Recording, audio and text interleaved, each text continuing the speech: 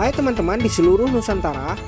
Pada kesempatan kali ini saya akan mencoba melakukan perbaikan unit AC, yang mana di sini untuk unit indoornya atau mungkin instalasinya saya vonis mengalami kebocoran. Karena untuk lampu timernya ini selalu berkedip-kedip. Jadi saya akan coba lakukan pembongkaran pada unit indoornya ini. Apakah memang ada kebocoran? Oke, kita langsung saja lakukan pembongkaran. Baik, yang pertama kita cabut dulu sumber listriknya. Yang lebih amannya dicabut. Kemudian kita bisa lihat di sini untuk sambungannya ini apakah di sebelah kanan atau kiri. Coba kita lihat. Sambungan nepelnya ini. Oh, ternyata di sebelah kiri ya. Jadi kita bisa lepas nepelnya di sini. Oke, mungkin kita coba gantung dulu nih sepertinya, karena untuk medan seperti ini agak sulit memang ya. Kita gunakan alat bantu nih supaya kita bisa melepas nempel yang ada di sini.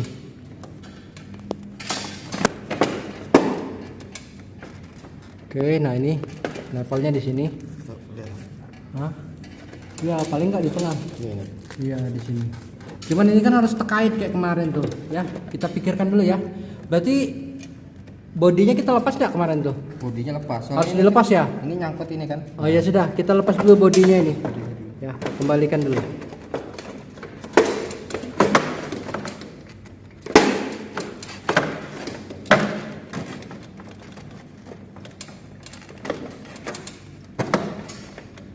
Oke, kita lepas dulu bodinya.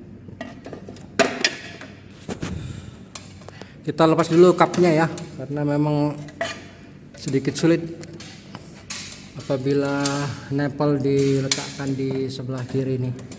Mungkin alasannya ya karena medannya memang sangat panjang dan untuk instalasinya permanen, jadi dikasih kesempatan kita untuk mengecek unit indoornya ini. Untuk instalasinya mungkin apabila terjadi kebocoran sulit kita perbaiki karena sudah permanen sifatnya. Jadi harapan kita hanya di unit indoornya ini yang mengalami kebocoran. Oke, kita lepas dulu ya. Di sini ada skrup yang harus kita lepas terlebih dahulu. Oke. Ya, saya bantu dulu. Nah, di sini ada pembungkusnya, kita lepas dulu pembungkusnya. Ya, dilepas saja.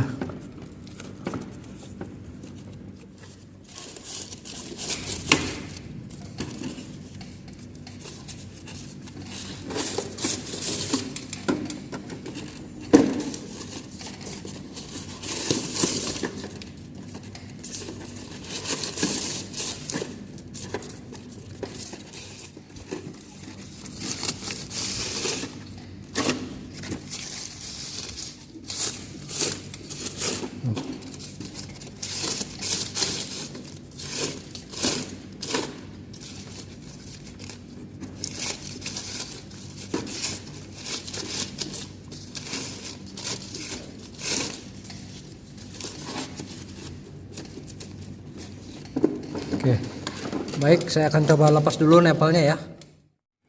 Oke, setelah nepel berhasil kita lepas, di sini ada kabel yang menuju ke unit outdoor, kita lepas juga.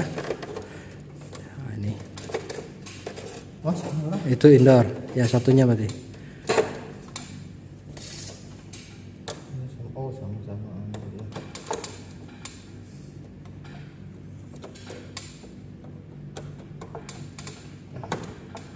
Nah, ini kabel yang menuju ke outdoor kita lepas ya. Oke, selanjutnya tinggal kita turunkan ya.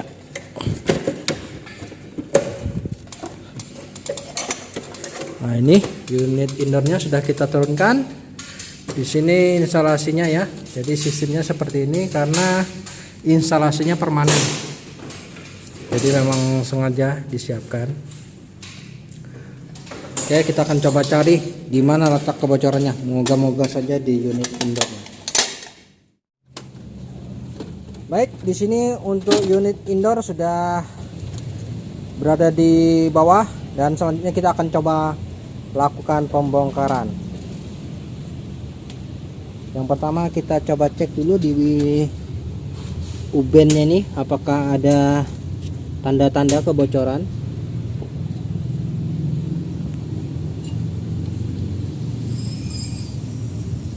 Oke, kita coba tes press dulu ya. Tes press aja dulu ya daripada bongkar ya kan. Kita tes press dulu, apabila ada penurunan berarti baru kita lakukan perendaman. Baik, di sini kita coba berikan tekanan. Di sini saya menggunakan mesin kompresor bekas kulkas untuk mendorong.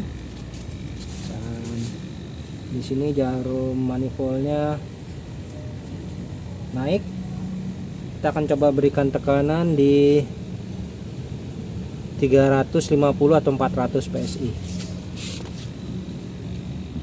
Nah, ini selang manifoldnya masuk di pipa 1/4. Kemudian untuk pipa 3/8 nya kita tutup. Ya, mudah-mudahan ada yang bocor di sini ya. Kalau ini nggak ada bocor berarti instalasinya. Ya, soalnya instalasinya permanen sih.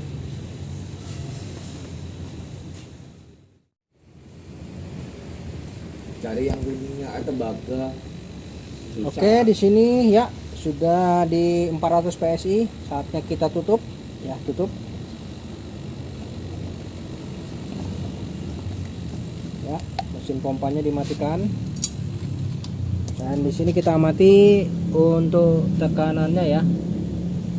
Di sini ya. Oke, di 400 PSI kita tunggu dalam beberapa menit apakah terjadi penurunan ya. Baik teman-teman, setelah kurang lebih 20 menit di sini setelah saya lakukan tes press. Di sini untuk jarum manifoldnya tetap konstan di 400 PSI. Jadi saya nyatakan untuk unit indoor EVAP-nya ini aman. Jadi kemungkinan kebocoran di instalasinya. Oke, kita akan coba lakukan pengecekan pada jalur instalasinya. Kita lakukan tes press juga. Baik teman-teman, di sini untuk unit outdoornya. Jadi kita akan coba lakukan tes press pada jalur instalasinya, yang mana untuk proses itu kita coba tutup untuk keran nepel 3/8 dan keran nepel 1/4 ya. Jadi kondisinya ini tertutup ya, dan ini tertutup. Kita akan coba lakukan tes press di instalasi indoor. Kemudian di sini untuk penutup ventilnya ini kita tutup rapat ya, jangan sampai ada kebocoran pada saat nanti kita berikan tes press. Oke, kita langsung menuju ke ruangan indoornya. Baik teman-teman, di sini sudah berada di ruang indoor, yang mana untuk jalur instalasi saya curigai mengalami kebocoran. Untuk itu saya akan coba lakukan tes press untuk memastikan apakah memang benar di jalur instalasinya yang mengalami kebocoran. Dan peralatan yang kita perlukan yaitu manifold double, kunci Inggris, dan tidak lupa untuk sambungan 1/4 ke 3/8 dan sambungan 1/4 ke 1/4 ya.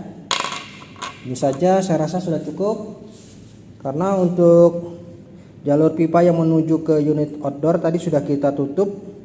Jadi kita tinggal memasang sambungan ini di jalur instalasinya. Oke, saya coba pasang dulu untuk sambungannya ini. Baik teman-teman, di sini untuk sambungan 1/4 dan sambungan 1/4 ke 3/8 sudah saya sambungkan tepat di jalur instalasinya. Tinggal kita pasang selang manifold ya, selang manifold double, dan kita akan coba lakukan tes press. Oke, saya pasang dulu selang manifoldnya. Baik, di sini untuk selang manifold sudah saya pasangkan ya di kedua jalur. Di sini untuk selang manifold yang berwarna biru ke jalur instalasi pipa yang ukuran 1/4. Kemudian untuk selang manifold yang berwarna merah saya pasang ke jalur instalasi yang ukurannya 3/8. Dan di sini saya berikan tekanan ya. Ini lagi proses penekanan dengan menggunakan mesin kompresor kulkas. Oke, kita coba berikan tekanan di kisaran 400 PSI ya masing-masing. Oke, kita biarkan saja dulu sejenak sampai tekanan di 400 PSI. Baik teman-teman, di sini sudah saya berikan tekanan di 400 PSI masing-masing ya. Namun untuk jarum manifold yang berwarna merah di sini posisinya masih stabil, konstan. Kemudian untuk manifold yang berwarna biru di sini sedikit mencurigakan. Namun lebih pastinya kita tunggu dulu dalam beberapa menit ya. Kita coba tes kebocoran di jalur-jalur sini, apakah ada kebocoran. Moga-moga saja di sini-sini saja. Kita pastikan ya.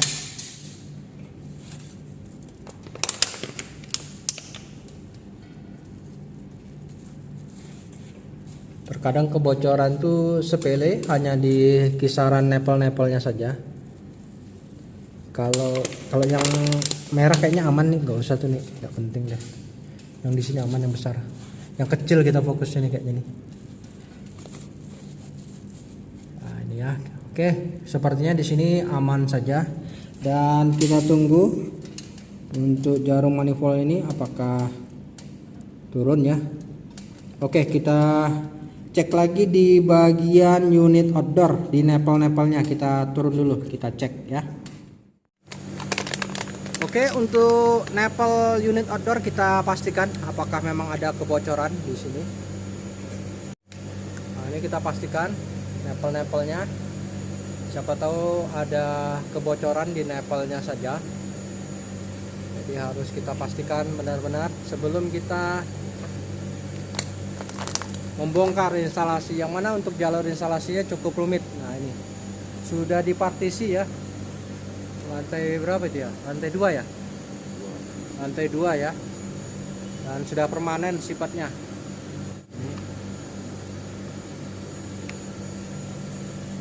Oke, kita yakinkan apakah ada kebocoran. Pastikan betul. Oke, baik teman-teman, ternyata ada kecurigaan di nepelnya. Nah, di sini ternyata memang ada kebocoran halus ya di nepelnya ini. Kita pastikan lagi. Oke, kita coba tes. Di nepel 1/4 ternyata, nah ini ya, ada gelembung. Ya, gelembung. Nah, ini gelembung. Ternyata kebocornya di sini, teman-teman. Jadi untuk instalasi aman ya. Jadi kebocoran hanya di jalur nepelnya saja. Oke, jadi sudah dapat titik terangnya ya, teman-teman. Jadi kita tidak perlu membongkar ya. Dengan metode test press seperti ini, kita sudah dapat kesimpulannya bahwa kebocoran di jalur instalasinya. Nah, ini instalasinya di nepelnya saja ternyata. Oke, kita akan coba segera perbaiki jalur nepelnya ini ya. Di sini setelah saya kencangkan sedikit dan hasilnya sudah tidak bocor lagi. Dipastikan sudah tidak ada kebocoran lagi pada nepelnya ini. Ya, jadi sudah pasti tidak ada lagi kebocoran. Jadi kebocorannya memang di nepelnya ini kurang kencang saja sedikit, dan di sini sudah saya kencangkan dan hasilnya sudah tidak bocor lagi. Oke, kita tinggal pasang lagi unit indoor dan kita lanjut ke proses pengisian freon. Baik teman-teman, di sini di ruangan indoor untuk jarum manifold yang berwarna merah tetap stabil di 400 PSI. Dan ini untuk jarum manifold berwarna biru sudah stabil ya. Yang tadinya memang saya curiga ada penurunan di jarum manifold warna biru, dan sudah kita atasi kebocorannya ternyata di bagian nepelnya tadi. Dan ini untuk jalur instalasinya sudah aman. tidak ada masalah. Dan selanjutnya tinggal kita kembalikan unit indoor dan dilakukan proses pengisian freon kembali. Baik teman-teman, di sini untuk unit indoornya sudah saya pasang kembali ya, dan untuk nepelnya ini sudah saya pasang juga. Dan pastikan tidak ada kebocoran ya di nepel-nepelnya nih, 1/4 dan 3/8-nya ya. Jadi harus betul-betul koreksi. Oke, dirasa sudah yakin tidak ada lagi kebocoran. Selanjutnya kita coba pasang pengkabelannya kembali ya. Oke, saya coba pasang dulu pengkabelannya, dan setelah itu kita akan coba lakukan proses pemvakuman dan pengisian freon. Baik teman-teman, untuk unit indoor sudah saya pasang kembali. Nah, ini sudah terpasang ya, semua sudah terkoneksi. Jadi kita akan coba lanjut ke unit outdoor untuk melakukan proses pemvakuman dan dilanjut proses pengisian freon. Oke, ini kondisi unit AC, kondisinya mati ya. Langsung saja kita menuju ke unit outdoor. Baik teman-teman, di sini saya sudah berada di luar di unit outdoor. Dan ini adalah unit outdoornya. Untuk unit AC-nya di sini modelnya adalah CUYN 9TKJ. Di sini arusnya sebesar 3,7 ampere dengan daya sebesar 800 watt menggunakan refrigerant R32. Oke ya. Di sini spesifikasinya sudah jelas. Dan untuk melakukan proses pengisian freon, kita harus melakukan proses pemvakuman terlebih dahulu.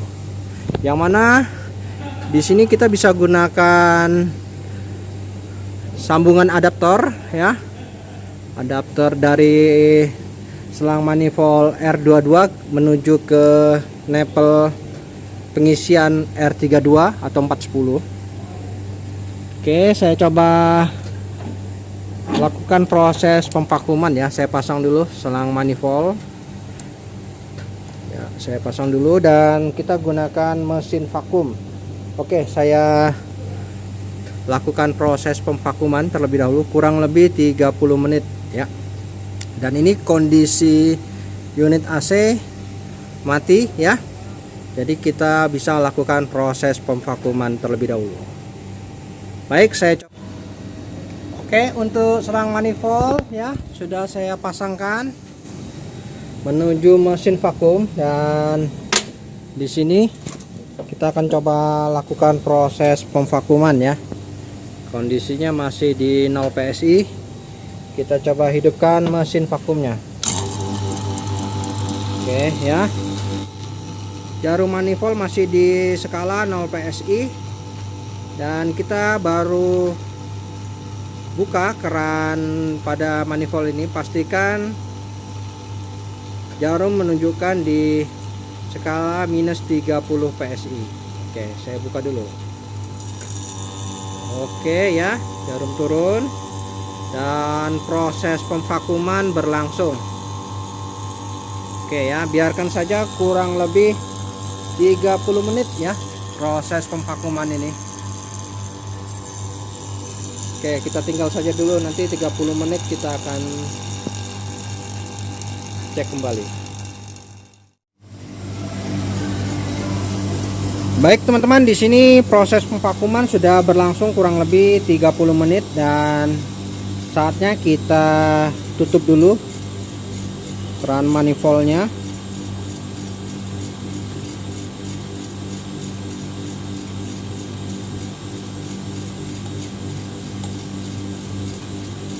Oke ya, pastikan sudah tertutup rapat.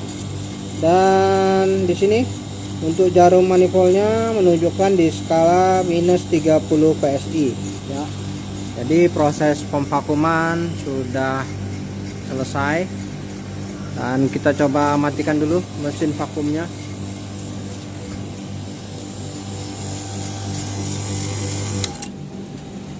Oke, ini selang manifoldnya kita lepas. Dan untuk proses pengisian freon di sini saya memiliki refrigerant R410A ya. Jadi masih bisa kita masukkan di unit AC yang menggunakan refrigerant R32, tidak masalah. Oke, selanjutnya di sini saya pasang selang manifold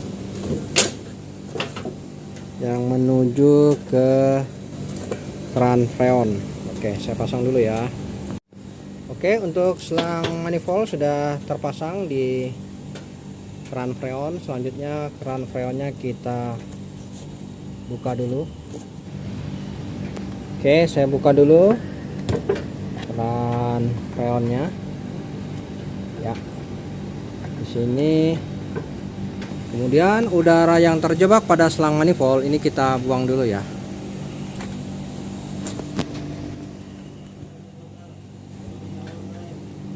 Oke, setelah itu coba pastikan untuk udara yang terjebak pada selang manifold ini kita buang dulu ya.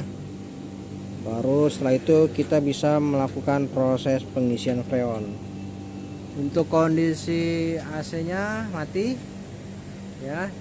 Dan kita bisa isikan kurang lebih di skala 100 PSI.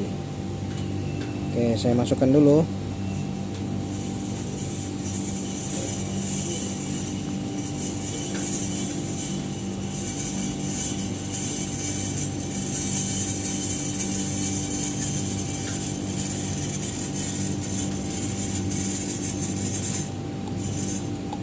Oke, saya rasa sudah cukup ya.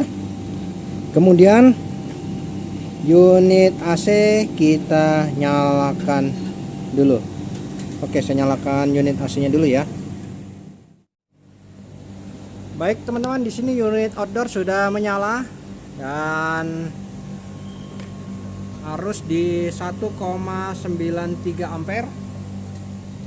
Untuk tekanan freonnya saat ini masih di 10 PSI. Nah, ini selanjutnya tinggal kita tambahkan saja ya. Tambahkan ya. Untuk tekanan freon R410 ini kisaran di 130 PSI ya. Dan untuk arusnya nanti sesuai nameplate sekitar 3 ampere paling tidak. Ini masih 2,25. Kita tambah terus ya. Oke, lakukan proses pengisian freon secara bertahap. Di sini nampak untuk pipa yang seperempat sudah mulai bersalju, menandakan proses sirkulasi freonnya sedang berlangsung. Ini bisa kita tambahkan lagi. Kita tambahkan lagi freonnya.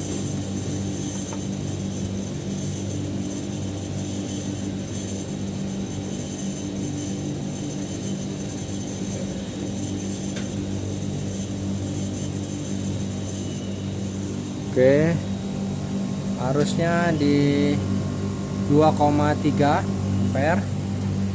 Nah, ini ya masih bersalju. Oke, tambahkan lagi ya, sedikit demi sedikit.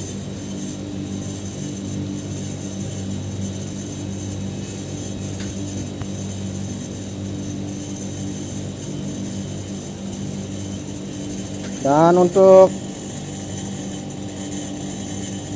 tabung gas freonnya tidak perlu dibalik ya, karena yang kita isi ini secara perlahan-lahan saja, bukan berdasarkan timbangan.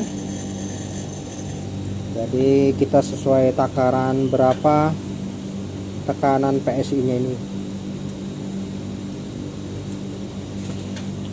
Oke, tekanannya sekarang di 70 PSI, masih kurang ya. Sekarang kita tambah lagi.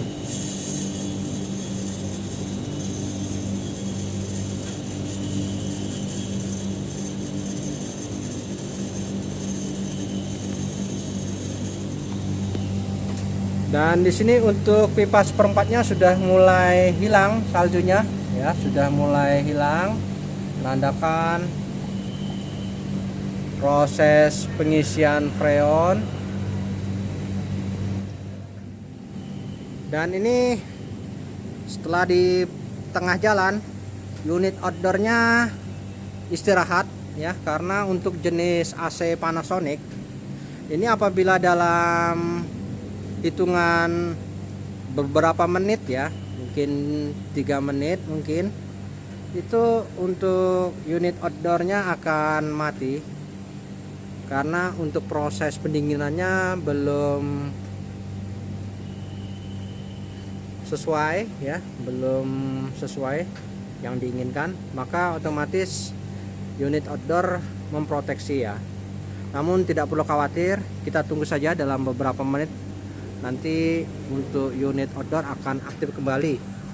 Dan di sini arusnya kosong, ya. Oke, kita tunggu dulu sampai unit outdoornya aktif kembali. Oke, untuk unit outdoor sudah aktif kembali. Nah, ini arusnya di 2,48, ya, 2,48, dan tekanannya di sini di 75 PSI. Jadi masih kurang, ya. Paling tidak harus di 130 PSI, ya. Untuk pembekuan di pipa seperempat sudah tidak ada. Dan selanjutnya kita isi lagi.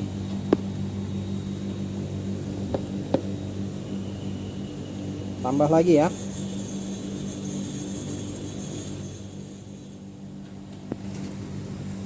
Baik teman-teman, setelah proses pengisian kurang lebih di 130 PSI, saya rasa sudah cukup, ya. Dan di sini untuk arusnya sebesar 2,94 ampere. Saya rasa sudah cukup. Menurut keterangan di nameplate itu maksimalnya di 3,7 ampere. Jadi untuk proses pengisian freon ini sudah cukup. Di sini sudah terasa hangat hembusan fan-nya ini. Kemudian untuk pipa seperempat sudah dingin dan 3/8-nya juga sudah dingin. Oke, tinggal kita cabut saja selang manifoldnya dan kita rapatkan kembali, kita tutup, ya, penutup nepelnya ini. Oke, di sini untuk penutupnya sudah saya tutup rapat, ya. Dan unit AC sudah selesai proses pengisian freon. Di sini untuk pipa seperempat dan pipa 3/8-nya nampak terlihat dingin, basah, ya. Nah, ini yang normal seperti ini. Oke, kita coba rasakan. Kita menuju ke unit indoor. Kita coba rasakan hawa dinginnya. Baik teman-teman, di sini saya sudah berada di ruangan dan bisa saya rasakan di sini untuk unit indoor nampak normal, dinginnya juga sudah terasa di sini. Jadi sangat sempurna proses pendinginannya. Dan untuk perbaikan AC ini sudah selesai, ya. Baik teman-teman, sampai di sini dulu perjumpaan video saya dan kita akan ketemu lagi pada video-video saya selanjutnya. Sampai jumpa.